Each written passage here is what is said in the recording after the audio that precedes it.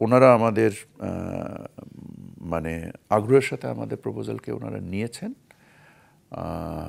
আমাদের চিঠির ওনারা জবাব দিয়েছেন, পরপর দুটো চিঠিরই জবাব দিয়েছেন। শেষ চিঠিতে আমরাও আমাদের অবস্থানকে স্পষ্টভাবে তুলে ধরেছি।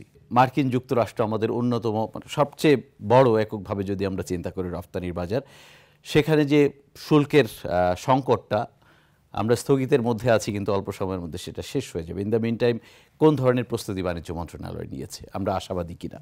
যুক্তরাষ্ট্র যে থিওরিতে শুল্ক আরোপ করেছে যে import minus export divided by 2 equals to is your tariff. তো এখন আমাকে যদি আমার অর্থনীতির সক্ষমতার বাইরে তো আমি তার দেশ থেকে আমদানি করতে পারবো না।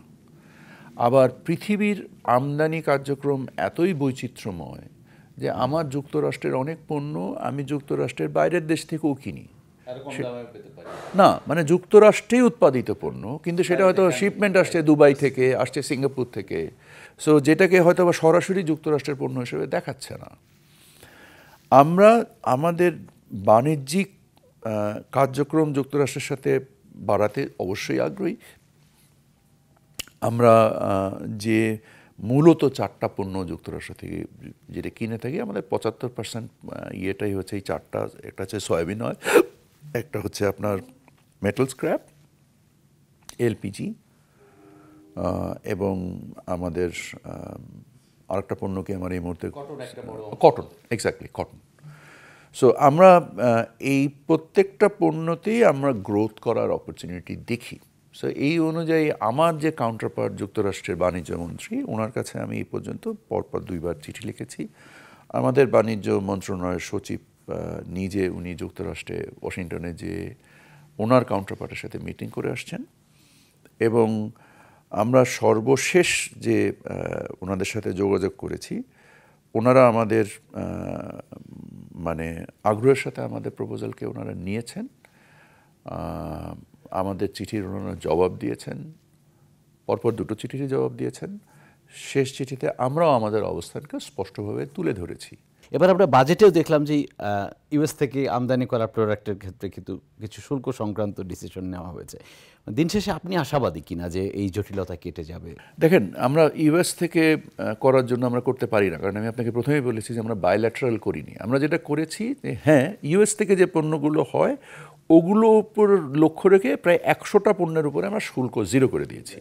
বাট এটা শুধু যে ইউএস থেকে আমদানি করলে হবে তা না, এটা ভারত থেকে আমদানি করলেও হবে, বা এটা পাকিস্তান থেকে আমদানি করলেও হবে, বা চায়না থেকে আমদানি করলেও হবে। বাট এই পণ্যগুলো নর্মালি আমরা ট্রেডিশনালি ইউএস থেকে কিনে থাকি। সো এই কারণে আমরা মনে করি যে এটা অন্য দেশ থেকে হবে না।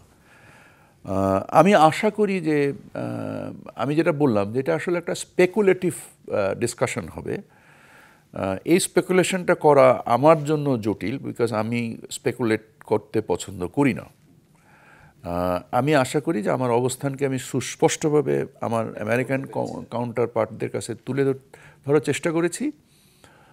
ওনারা বিবেচনায় নিয়ে যদি ওনারা মনে করেন যে আমরাও মনে করি, আমি মনে করি যে আমরা যে যুক্তরাষ্ট্রে ব্যবসা করি এটা আমাদের প্রতিযোগিতার সক্ষমতা দিয়ে ব্যবসা করি, কারণ আমরা শুল্ক কর পরিশোধ করে ব্যবসা করি। আমরা শুধু এইটুকুই আশা করি যে যুক্তরাষ্ট্র আমাদেরকে আর্টিফিশিয়ালি আমাদের প্রতিযোগিতা সক্ষমতাটাকে নষ্ট করে দিবে না। ওনারা যদি মনে করেন যে না, আমাদের সাথে আমাদের যে মানে কম্প্যারেবল যে ইকোনমিগুলো আছে তার সাথে ওনারা what ever the right tariff, আমরা ওই ট্যারিফে ব্যবসা করব।